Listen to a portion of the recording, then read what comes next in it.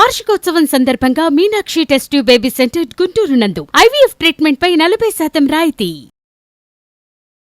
ట్రంప్కి ఇప్పుడు అన్ని ఎదురు దెబ్బలే. నిన్నటికి నిన్న మళ్ళీ ఇరాన్ పైన యుద్ధాన్ని ప్రకటించినాడు. ఇది మూడోసారి ప్రకటించటం, మళ్ళీ ఇద్దరితో రాజీ కుదుర్చుకోవటం, మళ్ళీ వాళ్ళు ఏదో కెనాల్లో అడ్డం తగులుతున్నాడని చెప్పి మళ్ళీ యుద్ధం ప్రకటించడం, ఇలా అనేక విధాలుగా ఆయనకు ఎదురుదెబ్బలు దిగుతున్నాయి.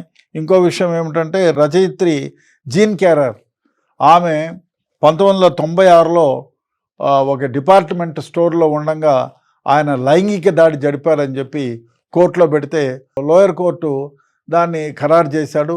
ఖరారు చేసిన తర్వాత దాన్ని $5 million పే చేయమని చెప్పినారు ఆ కోర్టు. సో ఆ కోర్టు $5 million ఆయన కోర్టులో జమ చేశాడు, $5 million. సో అదేవిధంగా ఈ కోర్టులో నిన్న ఫెడరల్ కోర్టు విచారించి ఇదంతా వాస్తవమే.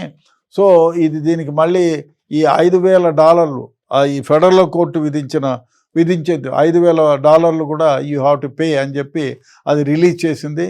అదేవిధంగా ఇంకొకటి, దానికి వడ్డీ కూడా అప్పుడెప్పుడు 1996 నుంచి ఇప్పటికి ఎంత వడ్డీ అవుతుందో, అంటే ముందు కోర్టు ఏదైతే లోయర్ కోర్టు ఏదైతే జడ్జిమెంట్ ఇచ్చిందో ఆ జడ్జిమెంట్ నుంచి 5,000 మిలియన్లకి ఇప్పటి వరకు ఎంత వడ్డీ అవుతుందో ఆ వడ్డీతో పాటు ఈ హ్యాస్ టు పే అని చెప్పి జడ్జిమెంట్ ఇచ్చింది. దీన్ని మళ్ళీ సుప్రీంకోర్టులో అపీల్ చేయడానికి కూడా సుప్రీంకోర్టు ఈ అపీల్ని తిరస్కరించింది. అదేవిధంగా ఇంకొక కేసు కూడా ఉంది ఈయన పైన, 23.3 మిలియన్ కేసు, ఆన్ని కూడా సుప్రీంకోర్టు తిరస్కరించింది. బహుశా ఒక దేశ ప్రధాని పైన ప్రెసిడెంట్ పైన ఈ విధంగా లైంగిక ఆరోపణలు రావడం, ఈ విధంగా శిక్షలు పడడం బహుశా చిన్న కోట్లలో ఏమో జరిగిండొచ్చు, కానీ చాలామందికి తెలియని వ్యవహారం ఏమంటే ఈయన చాలామందితో సంబంధాలు ఉన్నాయని, అదేవిధంగా లైంగికంగా చాలామందిని వాడుకున్నారని జరుగుతుంది. ఈ కోర్టులో మాత్రం ఈయనకి చుక్కెదురైంది. సుప్రీంకోర్టులో అడ్మిషన్ కాలేదు.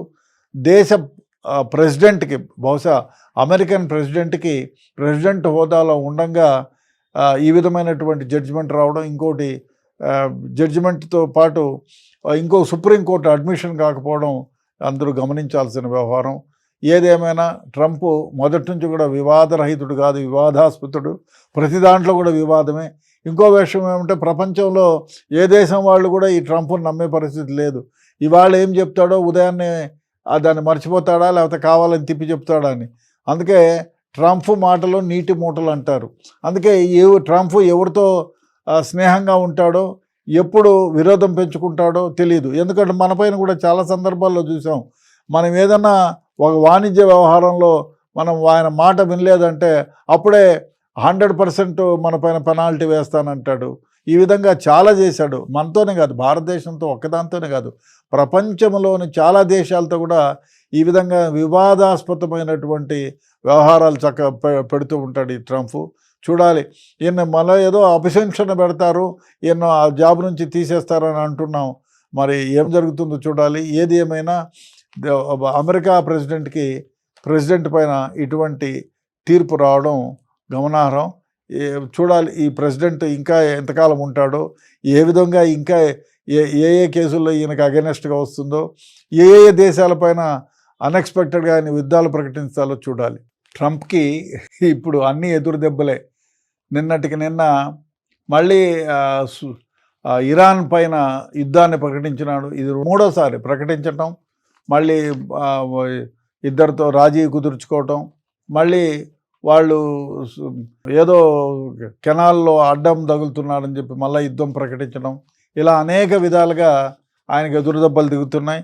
ఇంకో విషయం ఏమిటంటే, రచయిత్రి జీన్ క్యారర్ ఆమె 1996లో ఒక డిపార్ట్మెంట్ స్టోర్లో ఉండగా ఆయన లైంగిక దాడి జరిపారని చెప్పి కోర్టులో పెడితే లోయర్ కోర్టు దాన్ని ఖరారు చేశాడు. ఖరారు చేసిన తర్వాత దాన్ని $5 million పే చేయమని చెప్పినారు ఆ కోర్టు. సో ఆ కోర్టు $5 million ఆయన కోర్టులో జమ చేశాడు, $5 million. సో అదేవిధంగా ఈ కోర్టులో నిన్న ఫెడరల్ కోర్టు విచారించి ఇదంతా వాస్తవమే. సో దీనికి మళ్ళీ ఈ $5,000 ఈ ఫెడరల్ కోర్టు విధించేది $5,000 కూడా యూ హ్యావ్ టు పే అని చెప్పి అది రిలీజ్ చేసింది.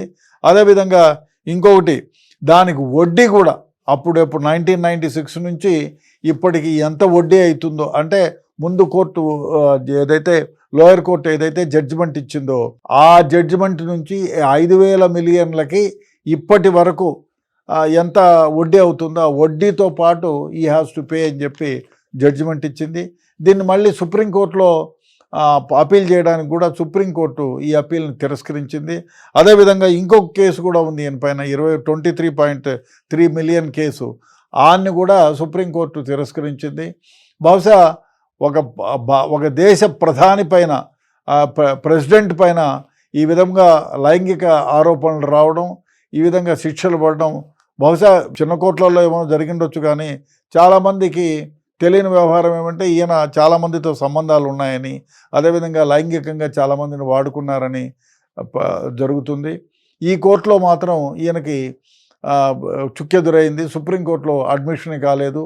దేశ ప్రెసిడెంట్కి, బహుశా అమెరికన్ ప్రెసిడెంట్కి ప్రెసిడెంట్ హోదాలో ఉండంగా ఈ విధమైనటువంటి జడ్జిమెంట్ రావడం, ఇంకోటి జడ్జిమెంట్తో పాటు ఇంకో సుప్రీంకోర్టు అడ్మిషన్ కాకపోవడం అందరూ గమనించాల్సిన వ్యవహారం.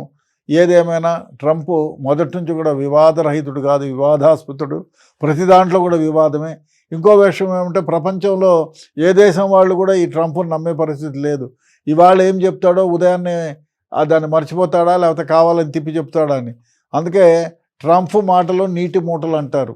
అందుకే ట్రంప్ ఎవరితో స్నేహంగా ఉంటాడో, ఎప్పుడు విరోధం పెంచుకుంటాడో తెలియదు. ఎందుకంటే మన పైన కూడా చాలా సందర్భాల్లో చూసాం. మనం ఏదన్నా ఒక వాణిజ్య వ్యవహారంలో మనం ఆయన మాట వినలేదంటే అప్పుడే 100% మన పైన పెనాల్టీ వేస్తానంటాడు. ఈ విధంగా చాలా చేశాడు. మనతోనే కాదు, భారతదేశంతో ఒక్కదాంతోనే కాదు, ప్రపంచంలోని చాలా దేశాలతో కూడా ఈ విధంగా వివాదాస్పదమైనటువంటి వ్యవహారాలు పెడుతూ ఉంటాడు ఈ ట్రంప్. చూడాలి, ఈయన మళ్ళీ ఏదో అభిశంసన పెడతారు, ఈయన ఆ జాబ్ నుంచి తీసేస్తారని అంటున్నాం.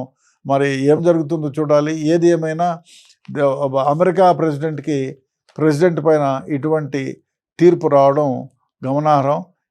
చూడాలి ఈ ప్రెసిడెంట్ ఇంకా ఎంతకాలం ఉంటాడో, ఏ విధంగా ఇంకా ఏ కేసుల్లో ఈయనకు అగెనెస్ట్గా వస్తుందో, ఏ దేశాలపైన అన్ఎక్స్పెక్టెడ్గా ఆయన యుద్ధాలు ప్రకటించాలో చూడాలి.